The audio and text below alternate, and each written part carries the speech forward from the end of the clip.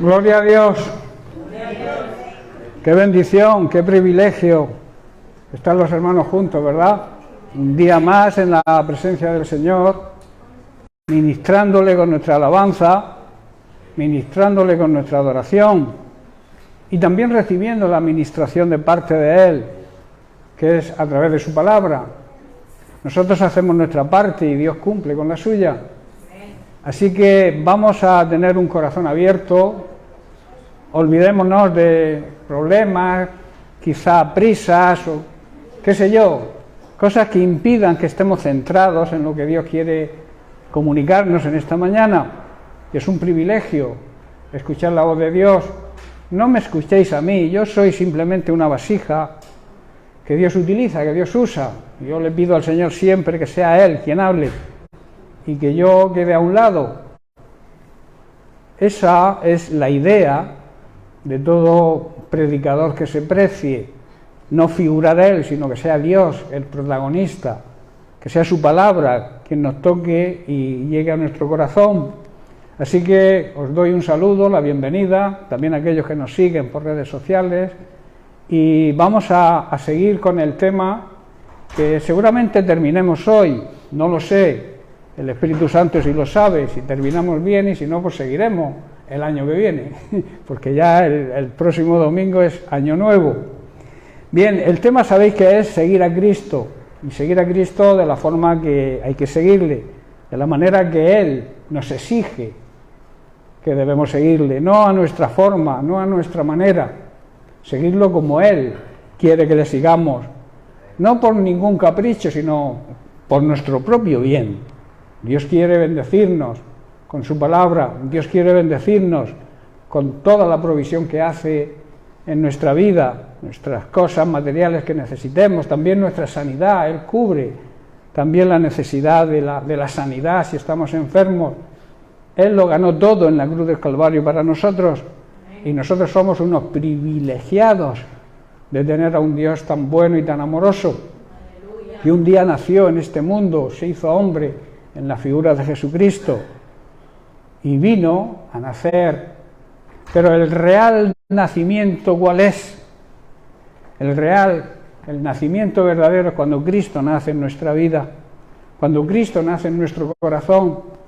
Ese pesebre que es nuestro corazón, que es nuestro espíritu, necesita el nacimiento de Cristo. Si no ha nacido Cristo en tu corazón, podrás celebrar todas las Navidades que el mundo celebre, pero no será una verdadera Navidad, porque la verdadera Navidad es que Cristo nazca en nuestros corazones. Esa es la esencia del Evangelio. Cristo vino a este mundo a traernos luz en medio de tantas tinieblas. Sabéis que la luz representa la sabiduría, la santidad, la pureza, y las tinieblas significan todo lo contrario, la oscuridad, el pecado, la ignorancia. El mundo vive en ignorancia total cuando vive apartado de Cristo, porque Cristo es la luz. Nosotros somos también la luz. Jesús lo dijo: yo me voy, yo soy la luz que vino a este mundo a alumbrar al mundo que estaba en tinieblas, a poner, digamos, este mundo en orden, que vivía de espaldas a Dios, vivía muerto espiritualmente. Nuestro espíritu estaba muerto, quizá nuestra alma y nuestro cuerpo físico no. Una persona que no ha nacido de nuevo funciona en dos partes. Sabéis que somos un ser trino, espíritu, alma y cuerpo, pero antes de convertirnos funcionábamos en dos partes, la mente y la carne. Y la mente era quien dirigía a la carne a las cosas pecaminosas. Por eso Jesucristo vino a darnos vida. Y nos dio vida. ¿Dónde nos dio vida? En aquello que estaba muerto, el espíritu. Esa vida que dice Pablo en Efesios, que nos dio vida cuando estábamos muertos. Esa muerte era la muerte espiritual, la muerte de nuestro espíritu. Entonces, cuando nos convertimos, empezamos a vivir de una manera completa, el ser completo empieza no a vivir, sino a tener la vida verdadera que Cristo quiere que tenga. El mundo, yo suelo decir que existe, las personas que no creen en Dios, las incrédulas, los incrédulos, existen, como existen los perritos y los gatitos, pero los creyentes verdaderos vivimos, y vivimos la vida que Dios quiere regalarnos a través de su Hijo, la vida eterna, esa vida plena y abundante que todo ser humano desea, ¿verdad? Pues estuvimos tratando sobre la necesidad, si recordáis, días pasados, la necesidad de salir vencedores en todas nuestras luchas y batallas, que seamos ganadores para el Señor, aunque el mundo nos considere perdedores, a los cristianos se nos considera poca cosa, ¿verdad?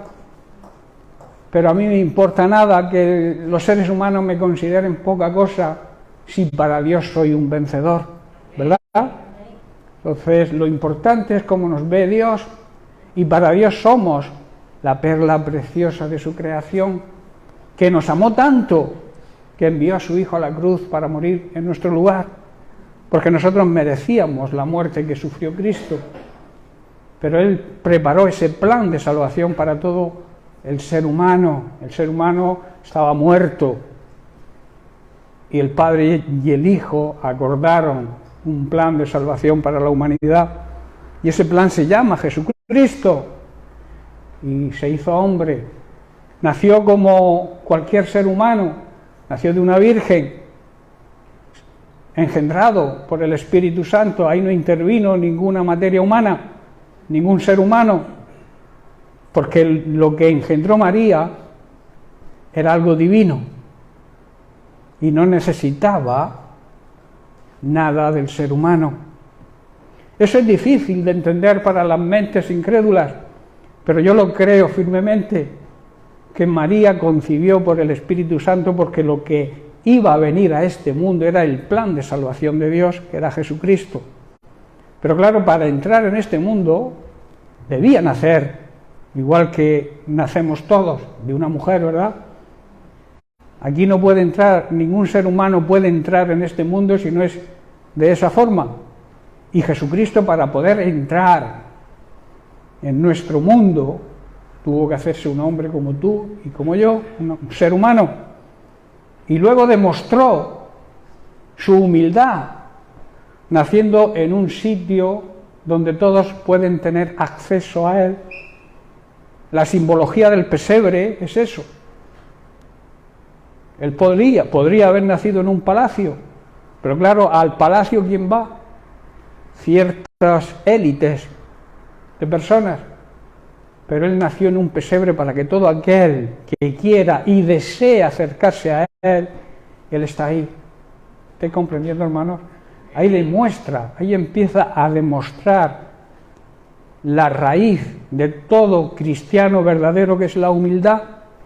Él nos marcó ahí el principio de humildad, y luego más adelante en su ministerio también lo afirmó diciendo que yo no he venido a que me sirvan, sino he venido a serviros.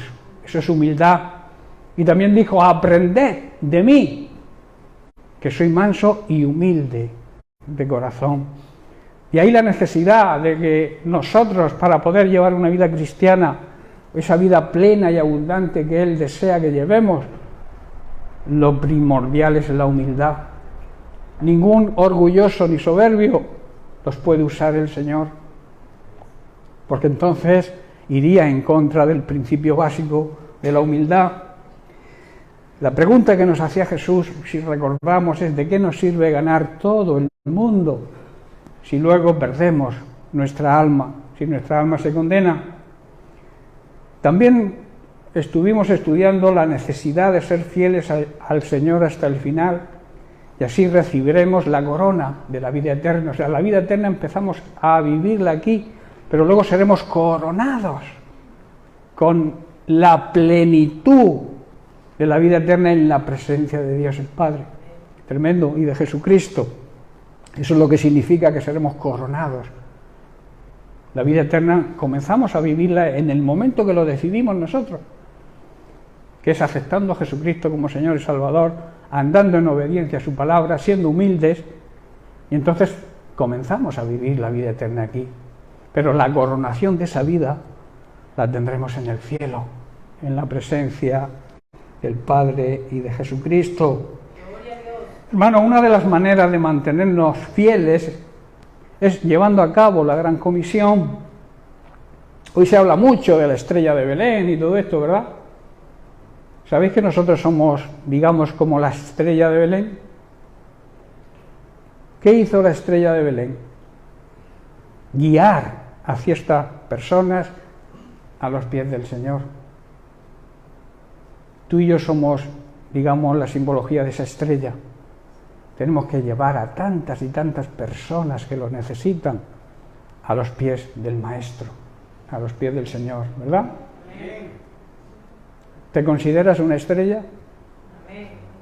Pero no una estrella para este mundo, sino una estrella que alumbre la luz de Cristo, que alumbre la palabra de Dios y que toque a las personas que nos rodean. La luz cuando llega ciega, ¿verdad? Estamos cegando a nuestros seres queridos, a nuestros vecinos, a nuestros compañeros de trabajo. ¿Le está llegando la luz de Cristo? Pues nuestra obligación, hermanos, alumbrar como una estrella en medio de tanto pecado y de tanta tiniebla. También decíamos que parte de la gran comisión era ayudar al necesitado. Estuvimos estudiando cómo ayudar a las personas que lo necesitan y también a quién debemos ayudar. No debemos, dice la palabra de Dios, cansarnos de hacer el bien y ayudar a los demás, la ayuda mutua, porque a su tiempo, al tiempo del Señor, cosecharemos lo que hayamos sembrado y recibiremos las grandes bendiciones que Dios tiene para aquellos que le agradan. Estamos agradando a Dios, estamos trabajando en la obra, en la gran comisión, en alumbrar, llevar la luz de Cristo. Hermanos, para cubrir nuestra necesidad, y esto es un principio básico, la única condición e indispensable es buscar el reino de Dios. Y buscar el reino de Dios es llevar a cabo la gran comisión. Buscar el reino de Dios es avanzar, que el reino de Dios avance. ¿Cómo avanza el reino de Dios? Robándole almas al diablo. Vamos conquistando territorios para nuestro Señor. Cada alma que tú ganes para Cristo es un paso adelante del reino de Dios. Y entonces despreocúpate de tu necesidad porque Dios te promete que la va a cubrir. Hermanos, para todo esto necesitamos saber lo que significa lo que ocurrió hace más de 2000 años en una cruz en el Monte Calvario. Realmente sabemos que ocurrió, pero no llegamos quizá, porque igual no nos hemos preocupado, no nos hemos metido escudriñando la palabra de Dios para descubrir por qué Jesucristo tuvo que morir en una cruz tan salvajemente. ¿Por qué se cometió esa tremenda injusticia con aquel que no llegó nunca a pecar? Que lo que predicaba era el amor hacia incluso los enemigos. Recordáis que una de sus últimas palabras en la cruz, a punto de agonizar, era: Padre, perdónalos. Oraba por aquellos que eran sus enemigos. ¿Oras tú por tu enemigo? Que muchas veces consideramos enemigos a nuestra propia familia, pero eso es un error. Dios nos llama a orar por nosotros, por nuestra familia y también incluso por nuestros enemigos. Y aquí surgen algunas preguntas. ¿Qué significa para ti el suceso de la muerte de Cristo en la cruz? Para ti personalmente, no en general, porque a veces hablamos de una manera generalizada de lo que el Señor hizo por la humanidad. Pero ¿qué hizo por ti? Plantéate esa pregunta en intimidad con el Señor. Busca la dirección del Espíritu Santo que te mostrará cómo actúa lo que ocurrió, ese suceso que ocurrió hace 2000 años en una cruz. ¿Qué es lo que importa para ti o qué repercusión tiene en tu vida. ¿Entiendes esa repercusión? ¿Comprendes que Jesús murió en la cruz para salvarte de la condenación eterna? ¿Entendemos eso, hermanos? ¿O lo consideramos como algo histórico, que está ahí, que es bonito, que el Hijo de Dios nació, se hizo hombre, el mundo hoy celebra fiestas y festejos en honor a aquel que ni lo consideran? Imaginaos qué tremenda congruencia, ¿no? Incongruencia.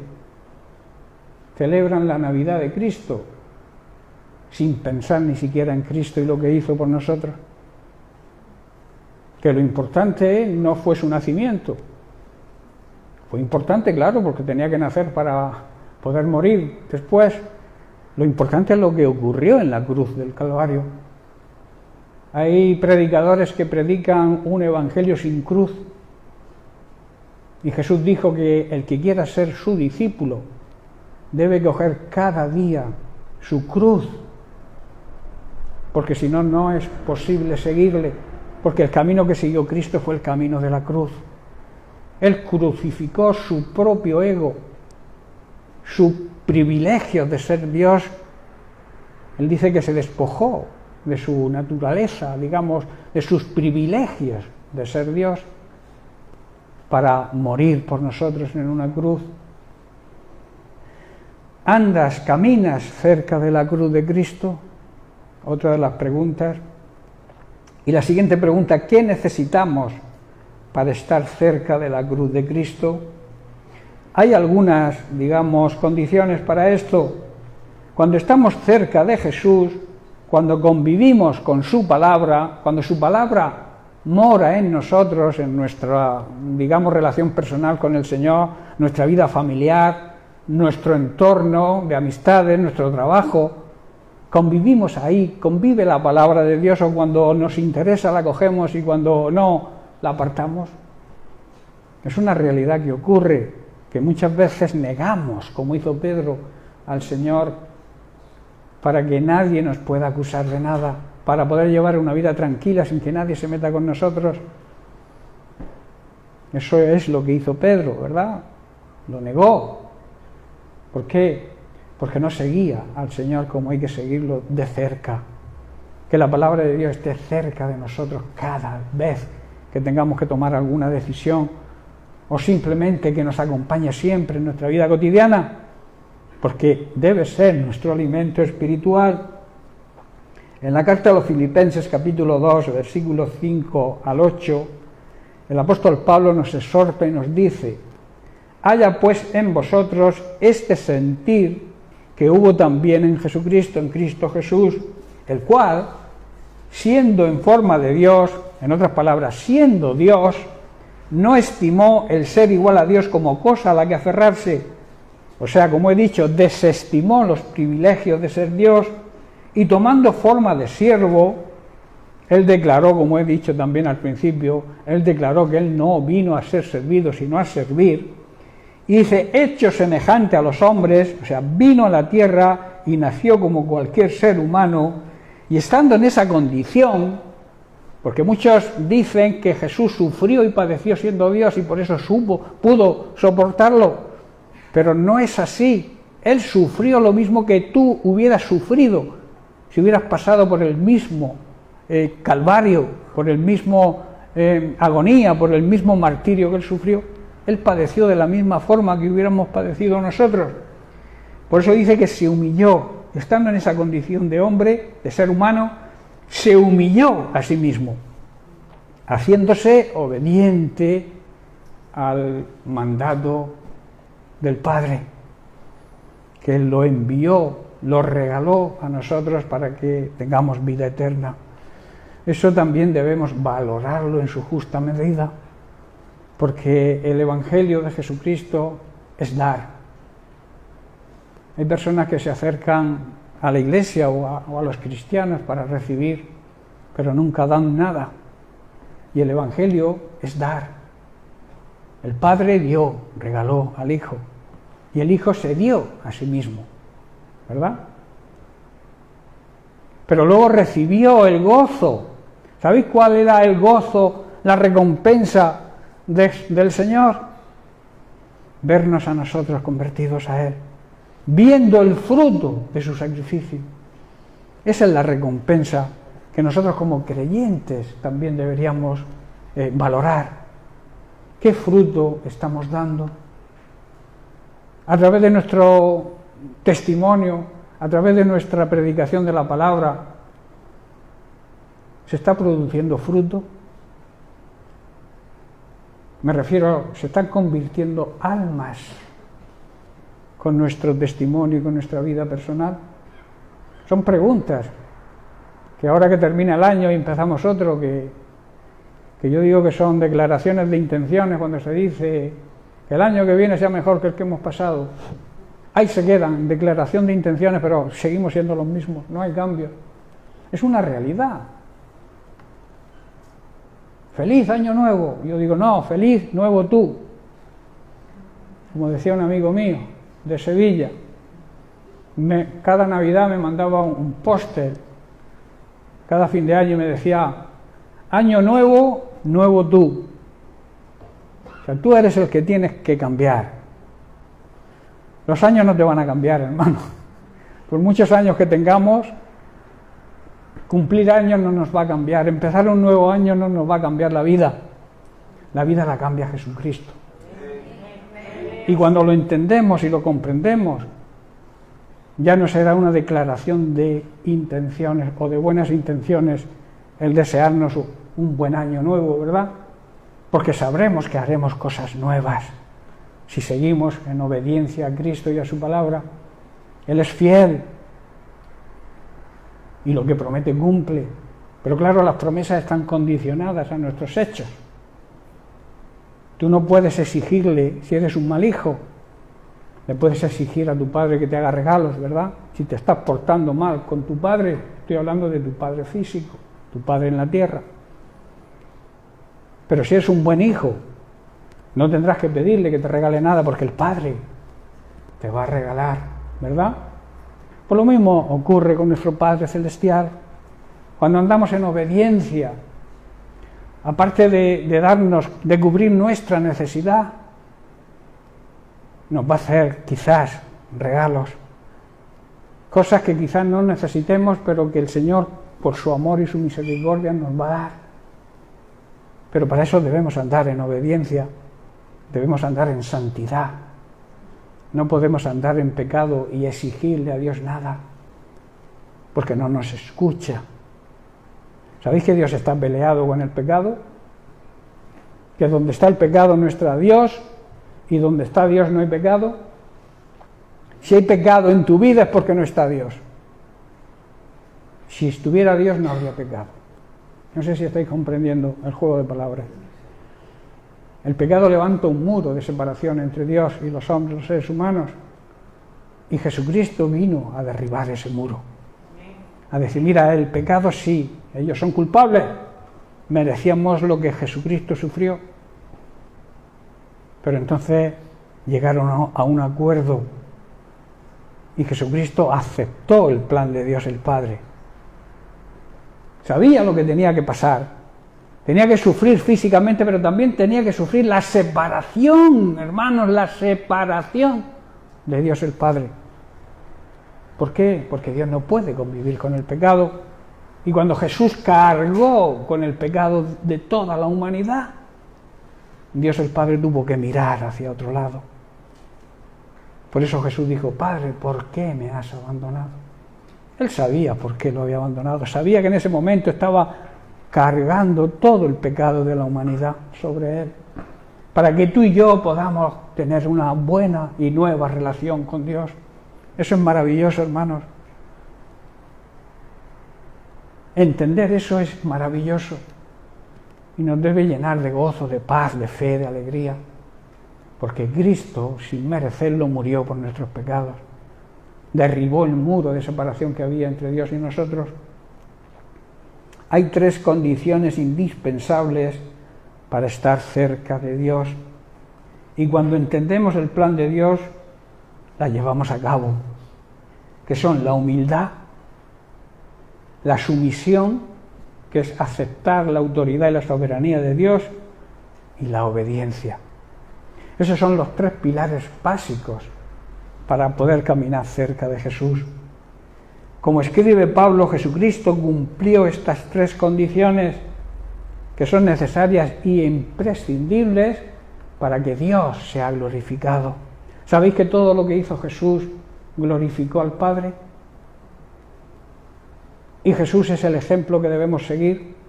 O sea, todo lo que hagamos debe glorificar al Padre, debe glorificar a Dios. La pregunta es, ¿estamos glorificando a Dios? ¿Estamos dándole la honra que Él se merece? ¿Estamos obedeciendo lo que Él nos manda porque eso nos traerá nuestro propio bien? El Señor demostró, sometiendo su voluntad a la voluntad del Padre, ¿verdad? Eso demuestra como que son dos personas, que no es una persona que cambia de actitud. La voluntad es lo que caracteriza a una persona. Tú tienes tu voluntad, yo tengo la mía. Jesús tenía su voluntad y el Padre también. Lo que pasa es que la unificaron.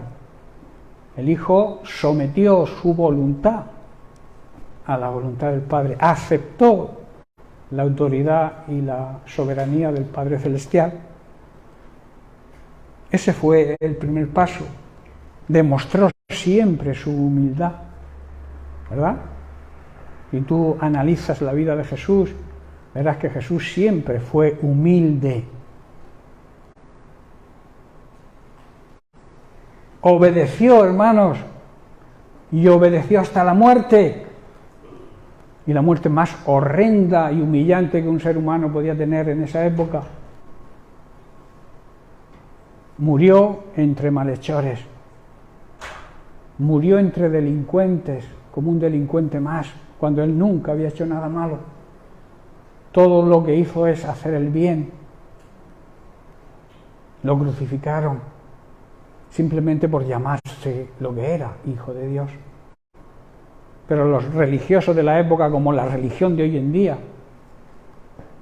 en día si Jesús naciera de nuevo, de verdad viniera a esta tierra y muriera, lo crucificarían también. Lo crucificaría la religión, porque la religión marca un orden que ni el propio Dios puede entrar en ese orden, ¿verdad?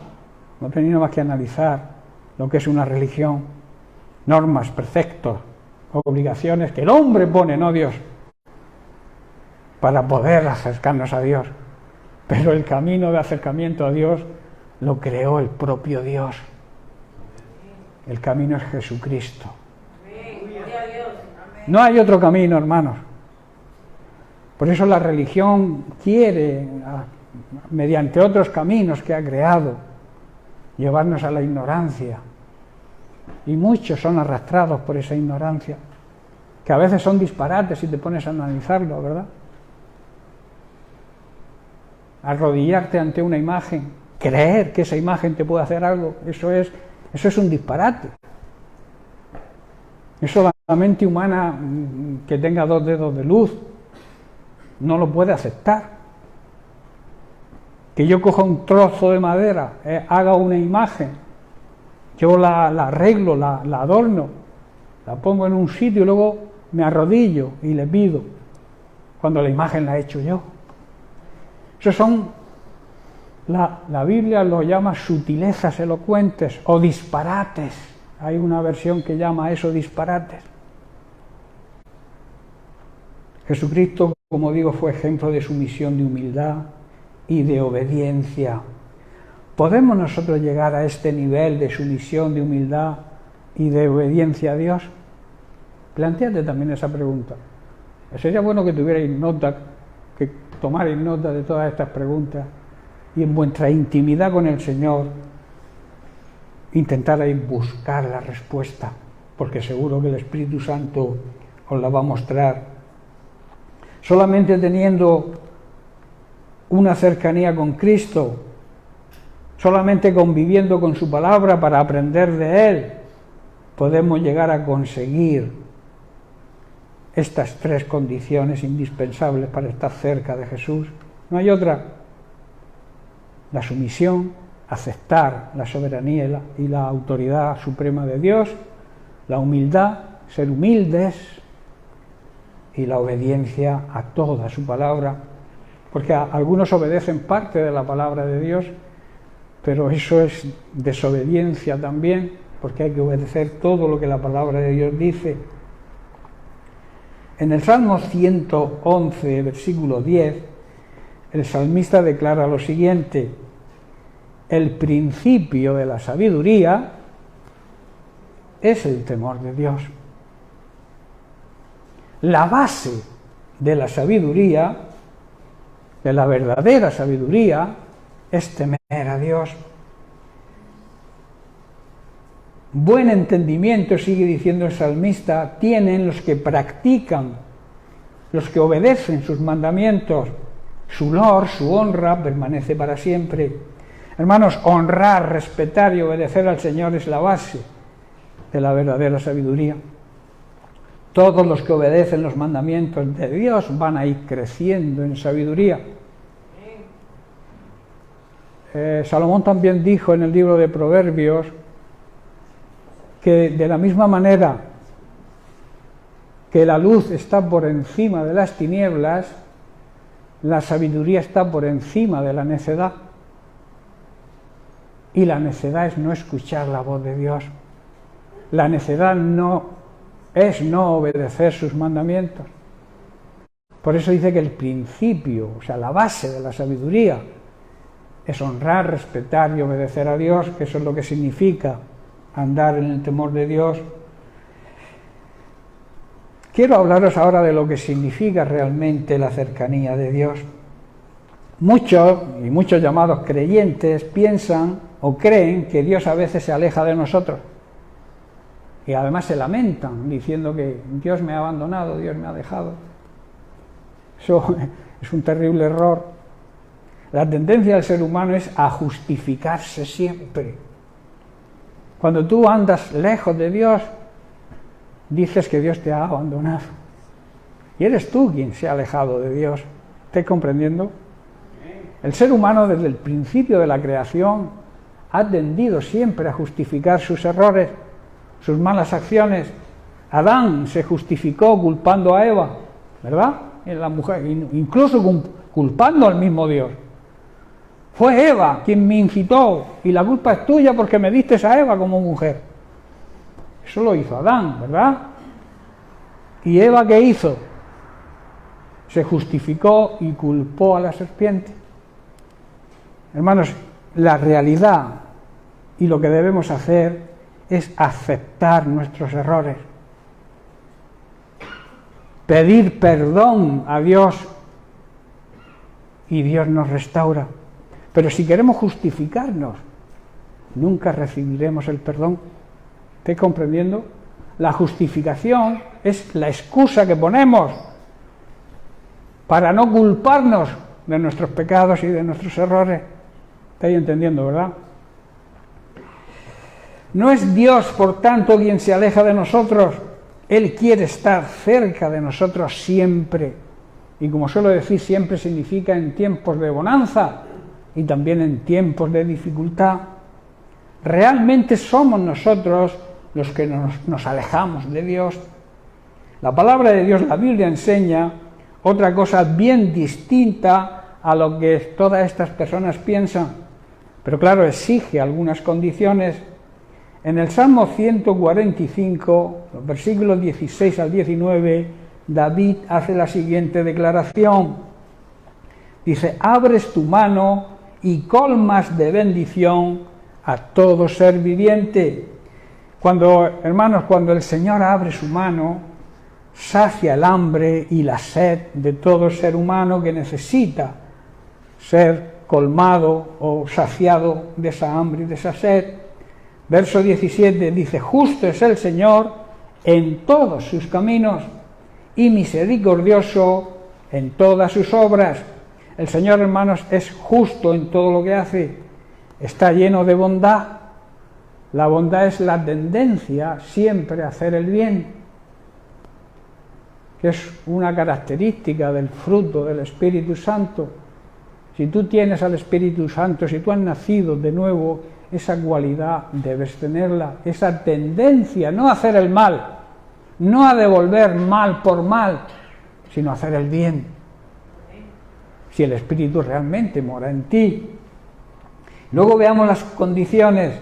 Dice, cercano está el Señor, ¿a quién? A todos los que le invocan, a todos los que le claman pidiendo ayuda. El Señor está cerca de ellos. Claman pidiendo auxilio de verdad. Versículo 19 dice, cumplirá ese deseo con la condición siguiente, a los que temen al Señor, a los que honran, le respetan y le obedecen. Entonces oirá el clamor de ellos y los salvará. Tremenda promesa, ¿verdad? Pero te pone una condición: honrar, respetar y obedecer a Dios. Son tres palabras que deberíamos grabar en nuestra mente y en nuestro corazón.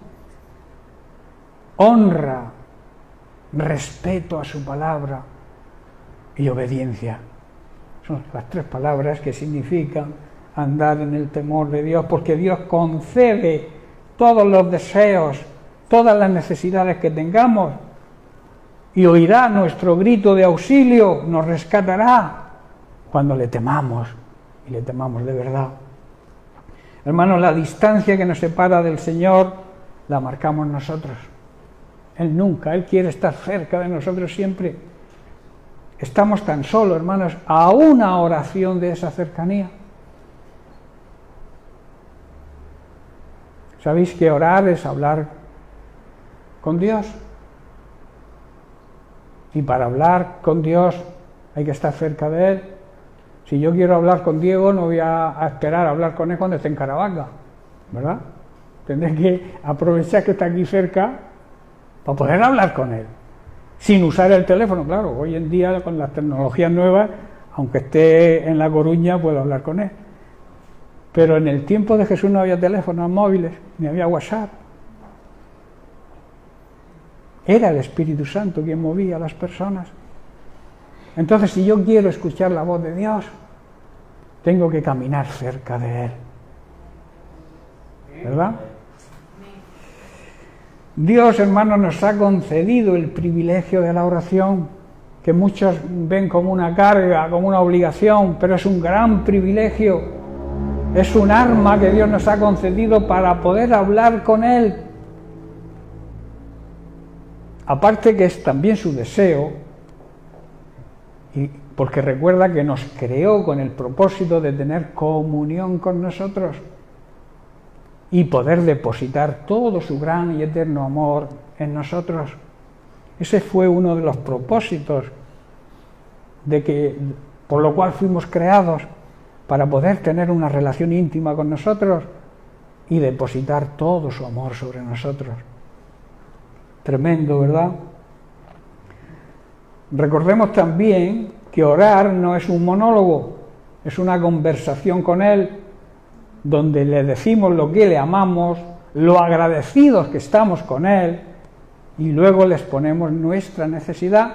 Muchos van directamente a las necesidades, porque creen que Dios está obligado a darnos todo lo que pidamos, pero debe haber un orden en la oración. Primero debemos decirle lo que le amamos, luego debemos alabarlo, bendecirlo, darle las gracias, que se nos olvida, y después saquemos la lista de la compra, pidamos por nuestras necesidades. No vayamos directamente a las necesidades, porque no estamos agradando a Dios. Dios quiere cubrirlas, claro que quiere cubrir nuestra necesidad, pero Él desea que le amemos, que le demostremos que le amamos. Y la mayor demostración de amor a Dios es obedecerle. Y quiere que le adoremos, que también significa obedecer. La adoración sin obediencia no sirve para nada, no es adoración. ¿Estáis entendiendo, hermano? Hermanos, Dios a través de su palabra nos invita a hablar con Él de esta manera, Y dice que debemos hacerlo de una forma perseverante, o sea, constantes en la oración y también con ruego. El ruego denota humildad. No podemos arrinconar a Dios. A veces ponemos a Dios entre la espada y la pared y le decimos, Señor, me tienes que dar, tú dame. Pero bueno, vamos a acercarnos a Dios con humildad, con ruego, no con prepotencia. Algunos se creen que tienen autoridad sobre Dios y le pueden decir a Dios, dame esto porque tu palabra sí lo dice. No, te lo va a dar si lo dice su palabra y estás de acuerdo, haciendo de acuerdo para que tú recibas lo que estás pidiendo. Pero debes hacerlo con ruego, con humildad. No podemos arrinconar a Dios. Y muchos lo hacen. Yo muchas veces oigo ciertas oraciones que digo, madre mía.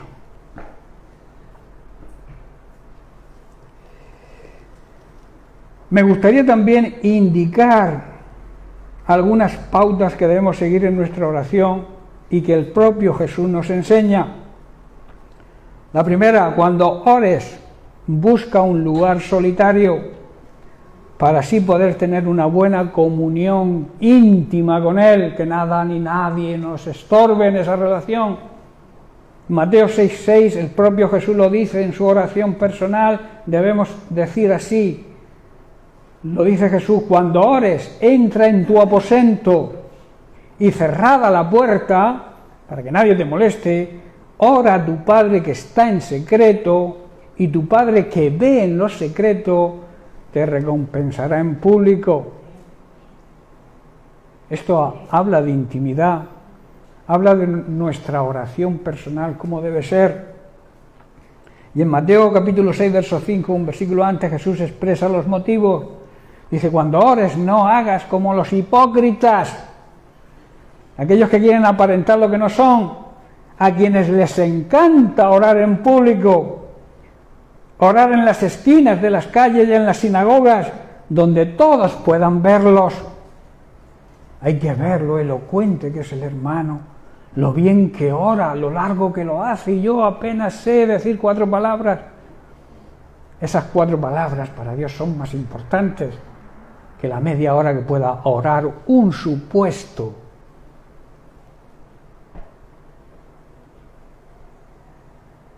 El hipócrita se cree mejor que nadie.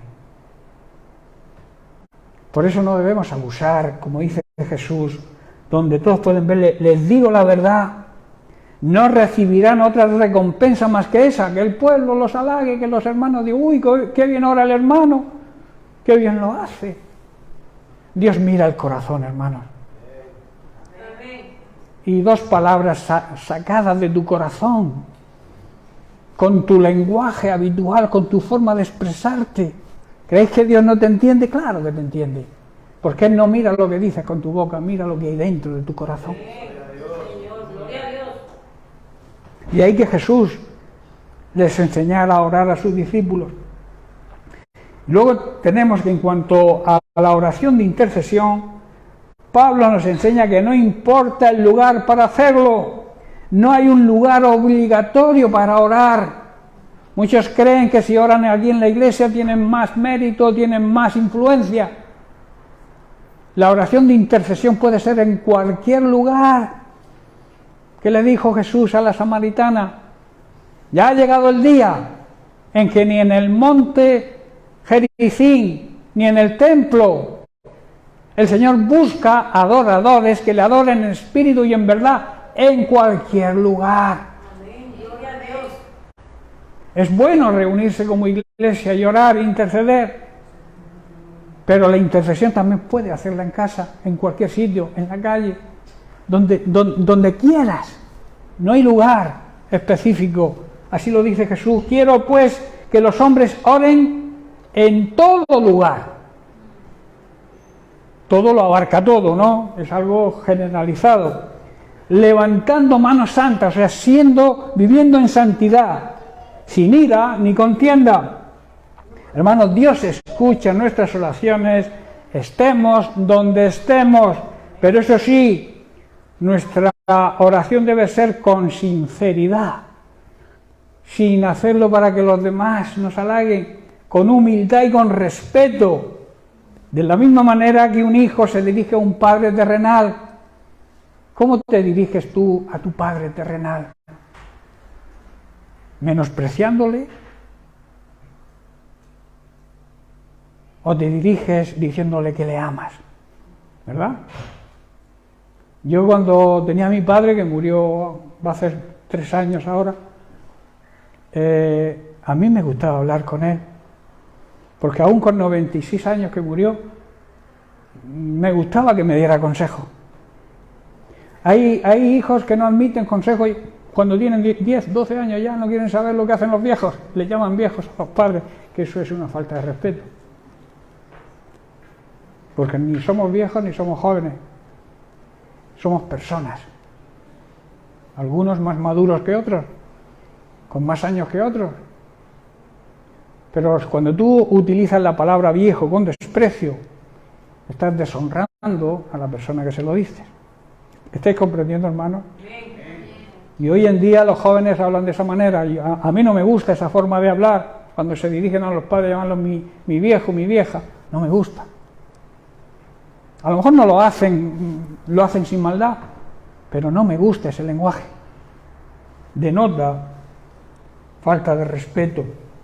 Por eso digo que debemos dirigirnos a nuestro Dios y Padre Celestial de la misma manera que nos dirigimos a nuestro Padre terrenal, que sabemos que nos ama y que nos va a respaldar en lo que le pidamos si puede. ¿Amén? La segunda pauta no es necesario lo que decimos tal y como lo expresamos en nuestra vida cotidiana. Dios escucha la forma en que lo decimos, pero si esa forma sale de lo más profundo de nuestro ser, no es que yo algunas veces y en este tiempo se reciben felicitaciones, y cuando yo veo que alguien reenvía algo que otro ha escrito, para mí no tiene mérito ninguno, porque no sale de dentro de su ser. Si yo te digo algo, tiene que ser que salga de mi corazón. ¿Estáis comprendiendo? Hoy es muy habitual reenviar cosas, porque es lo cómodo, lo fácil. Leemos una frase bonita, la reenviamos, pero esa frase no es tuya, es de otro. ¿Es verdad? Yo prefiero que me digan, hermano, te amo, felicidades en tu cumpleaños, pero sé que ha salido de su interior, y no que me mande ahí un repertorio de ratones cantando el cumpleaños feliz. ¿Estáis entendiendo, hermanos? ¿Qué es lo que sale de nuestro ser, lo que el Señor aprecia? Aunque lo digamos que en un lenguaje cotidiano, la forma que tenemos para hablar, Él lo escucha si realmente sale de nuestro corazón. En Mateo capítulo 6, verso 7, Jesús nos dice: y orando no uséis vanas, que significa inútiles, repeticiones, como hacen los gentiles, que piensan que por su palabrería serán oídos antes. Jesús, son palabras de Jesús, no son mías. Al orar, no nos pongamos a repetir palabras. Yo a veces escucho oraciones y veo que por hacerlo larga repiten lo mismo 3, 4, 5 veces. Es una necesidad aprender de Jesús. Y Jesús está diciendo aquí que no usemos vanas, inútiles repeticiones, porque el Señor sabe lo que hay en tu corazón. Y cuando sale por tu boca una vez, ¿por qué tienes que repetirle? Si Dios no se va a olvidar de la primera vez. No sé si estáis comprendiendo la idea. No quiero faltarle al respeto a nadie en este sentido. Cada uno que ore como... Pero a veces usamos repeticiones para hacer que nuestra oración sea larga. Y las oraciones no tienen por qué ser largas. Si analizáis cómo oraba Jesús, cuando llegaba un un enfermo, un paralítico, levántate y anda. ¿Verdad? Debemos aprender de Jesús. Y Jesús nos dice eso. Tercera pauta. Debemos presentarle todo lo que nos inquieta o nos preocupa, aunque consideremos que es poca cosa. Al Señor le agrada que todo paso que demos, que todo lo que hagamos, lo consultemos con Él. A veces pensamos, no, esto al Señor es poca cosa, no le importa. Sí le importa, porque somos sus hijos.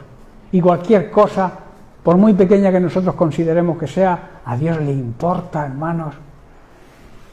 Y a veces nos equivocamos, fracasamos en las cosas porque no le presentamos al Señor esas pequeñas cosas que a veces nos salen mal, sencillamente porque no hemos consultado con el Señor.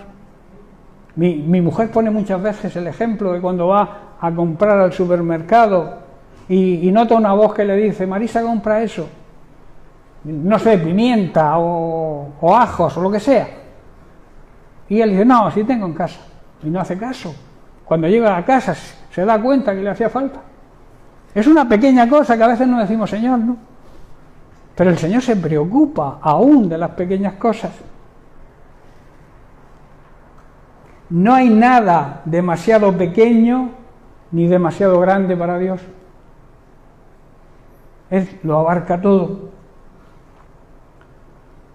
Podemos y debemos contarle todo, nuestras necesidades materiales, nuestras inquietudes y preocupaciones, por muy pequeñas que parezcan, todos nuestros problemas, sean del tipo que sean, todas nuestras angustias, temores y dudas, todas las decisiones que debamos tomar, aunque nosotros las consideremos de poca importancia. Hermanos, debemos tener la seguridad que Dios, si lo que pedimos está de acuerdo a su voluntad, nos va a contestar en el momento oportuno, que quiere decir en el momento que más lo necesitemos. Y estoy ya terminando. Así lo declara el escritor de Hebreos en Hebreos capítulo 4, verso 16, donde dice, así que acerquémonos. La necesidad de vivir cerca del Señor, de convivir con su palabra, acerquémonos con toda confianza al trono de la gracia de nuestro Dios, porque allí recibiremos su misericordia. Si no estamos cerca de Él, no tendremos su misericordia. La misericordia la encontramos cuando vivimos cerca de Él, cuando, vuelvo a repetir, convivimos con su palabra, y entonces encontraremos, además de la misericordia, la gracia de Dios, ese poder que nos capacita para afrontar cualquier decisión que debamos tomar. Eso es parte de la gracia de Dios, que nos va a ayudar en el momento que lo necesitemos. Hermano, debemos mantener esa cercanía con el Señor a través de la oración, siguiendo las pautas que nos marque la palabra de Dios. Dirígete a Él sin ningún temor. Al Señor no hay que temer. El temor del Señor no significa que debemos tenerle miedo al Señor. Significa, como he repetido varias veces, honrarle, respetarle y obedecerle. Eso no causa miedo, sino bendición, la bendición de Dios. Y también nos da libertad. Y sobre todo debemos dirigirnos a Él con sinceridad, con humildad y agradecimiento. Ten por seguro que Dios te va a escuchar si lo haces así, y te va a responder en el momento oportuno, cuando más lo necesites. A veces queremos que el Señor actúe en nuestro tiempo, pero debemos saber que Él controla los tiempos, y el tiempo en que te va a dar lo que necesitas es el tiempo que Él considera el tiempo oportuno, y ten por seguro que su tiempo es mejor que el nuestro. Y si Dios se retarda, algún motivo tendrá. Acéptalo, porque a su tiempo, al debido tiempo, al tiempo oportuno, Dios te lo va a dar. Dios nunca, y termino con esto, Dios nunca llega tarde, pero debemos buscar la cercanía con Él. ¿Amén? Amén. Bien, pues que Dios les bendiga y seguimos la semana que viene.